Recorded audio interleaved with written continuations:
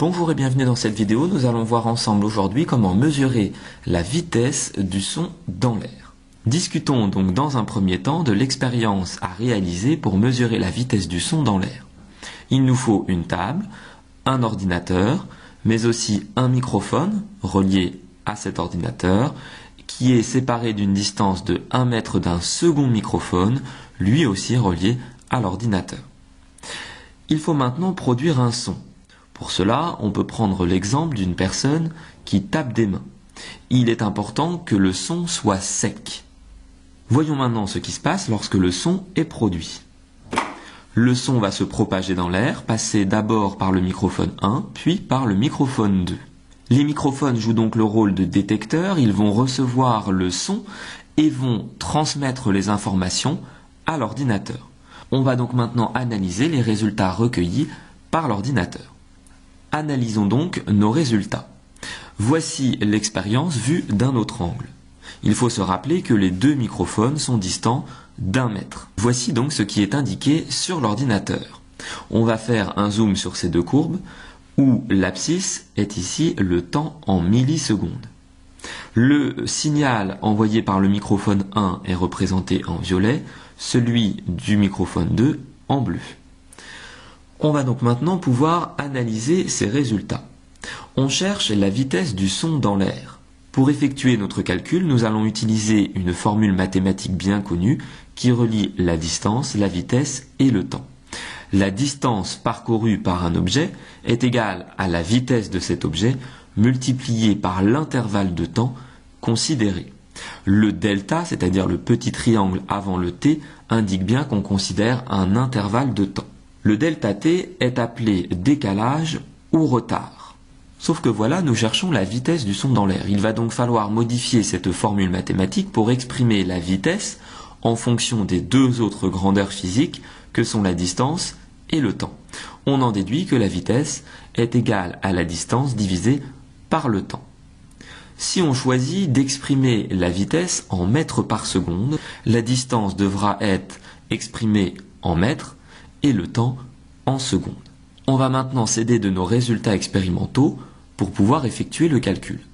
La distance est finalement la distance parcourue par le son entre nos deux micros qui sont, rappelez-vous, séparés d'une distance d'1 mètre. Le son aura donc, entre ces deux micros, parcouru 1 mètre. Il faut maintenant déterminer le temps que le son a mis pour se propager du microphone 1 jusqu'au microphone 2. On va donc ici utiliser nos résultats. Est indiqué par cette flèche rouge sur notre graphique le moment où un signal a été reçu par le microphone 1. Autrement dit, à ce moment précis, le microphone a reçu le son produit par les deux mains qui tapaient l'une contre l'autre. En lisant sur l'axe des abscisses, on obtient un temps égal à 2 millisecondes.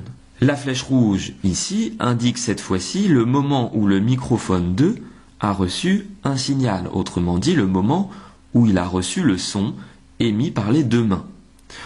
On lit sur l'axe des abscisses que le temps était égal à 4,95 millisecondes.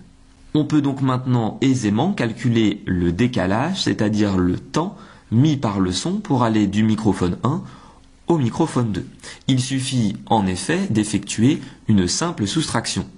Le son aura mis 4,95 millisecondes moins 2 millisecondes, c'est-à-dire 2,95 millisecondes, pour se propager du microphone 1 au microphone 2. Il est maintenant nécessaire d'effectuer une conversion puisque, rappelez-vous, notre temps doit être exprimé en secondes, ce qui n'est pas le cas ici puisqu'il est exprimé en millisecondes. On va donc effectuer une simple conversion. Le chiffre des unités est ici le 2. On va donc placer le 2 dans la colonne de l'unité de départ, la milliseconde. Il ne nous reste plus qu'à placer juste à droite du 2 le 9 et le 5, comme ceci. On souhaite obtenir un résultat en secondes.